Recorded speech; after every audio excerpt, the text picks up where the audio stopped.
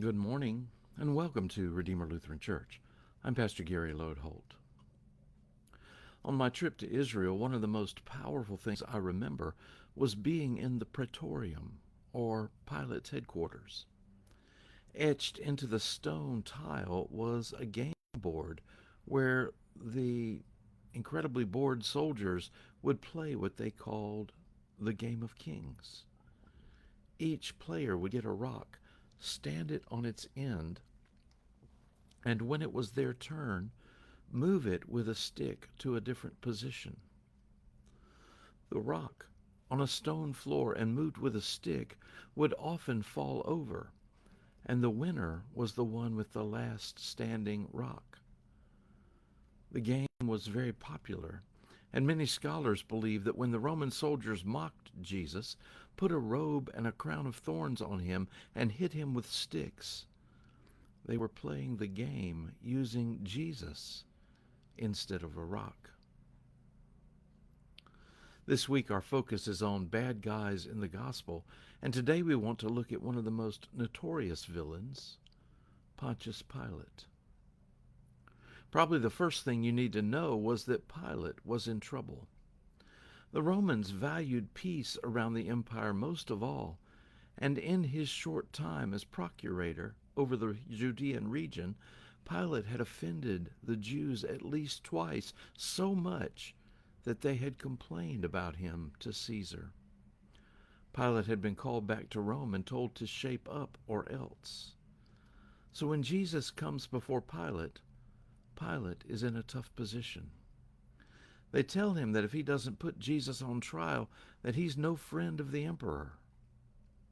Now, I'm not saying that to excuse anything Pilate did, but only to make us all aware of the situation he's in. Perhaps one of the most interesting things about this trial that you've probably never noticed is that Pilate comes out of the praetorium to meet the Jews outside. You see, the homes of Gentiles were considered unclean, and any Jew who entered the home of a Gentile would also be unclean, and in this case unable to celebrate the Passover, which was only a day or so away. It's a scene with heavy irony. The Jews are being meticulous about following ritual purity and the details of their faith. And a few verses later, when they say, "We have no king but Caesar," they are completely denying the claims of their faith that God is their king. Pilate asks what crime Jesus has committed, and they don't really answer him. And when Pilate says, "You should judge him by your own laws," they respond that they don't have the authority to kill him. Pilate must do that. So Pilate interrogates Jesus and finds no threat to the empire at all. He wants to release Jesus, but the Jews begin to protest. Then comes that famous scene where Pilate offers to release a prisoner for them, and they choose Barabbas instead of Jesus. First, let me say there is no historical record outside of the Bible that there was a custom to release a prisoner like that. Still, it could have happened. Then take note of this. In Hebrew, when you want to say son of, the word to use is bar. Earlier, for example, Jesus had called Peter Simon Bar-Jonah, or Simon, son of Jonah. In the prison, Pilate had a prisoner named Jesus Barabbas. So Pilate gave the crowd a choice for him to release Jesus Barabbas or Jesus Bar-Abba, son of the Father, the Son of God. Then Pilate interrogates Jesus again, asking if Jesus is a king.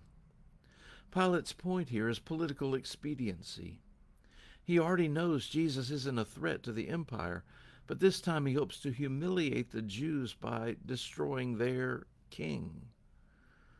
Pilate has Jesus flogged and mocked by the soldiers, and then presents him robed in purple before the crowd, perhaps hoping that will satisfy them.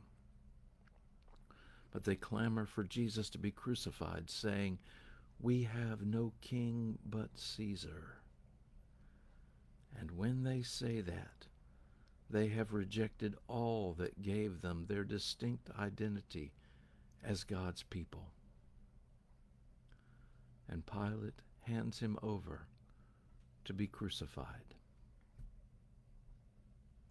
With his stripes, we are healed. Thanks for watching, and remember to let this day belong to God.